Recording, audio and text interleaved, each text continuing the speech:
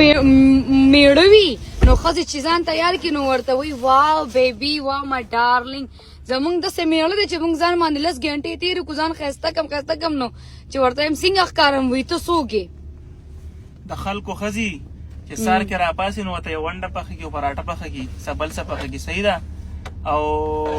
مونږ ته وایي راځه اسلام آباد ته ځو د خلکو ملګری کې رالته نیا باندې سچل شوي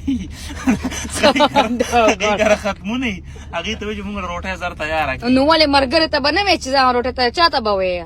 ولې ملګری ته به وایي هغه به زما خیال ستا ذمهواره ده ذمهواره ملګرتیا بیا راڅه خبرې شو چې تا له ملګري روټۍ نه کوي هغه نه کوي نو بیا څه مطلب شو که ته ما ته هر څه ووایې که نه نه ته اوس man ته زما تعریف وکړو ما دومره تعریف څه د دی 14,000 روپو مې جوړه واچوله تعریف څه شته د چې هغه به 50,000 باندې مې ویښته جوړ کړل ډپلیکس کې میک اپ مې خپل وکړو دا ته ما ته دومره نه وایه چې یاره یا ښایسته هسې زما د زړه ښه کولو دپاره وایه که نه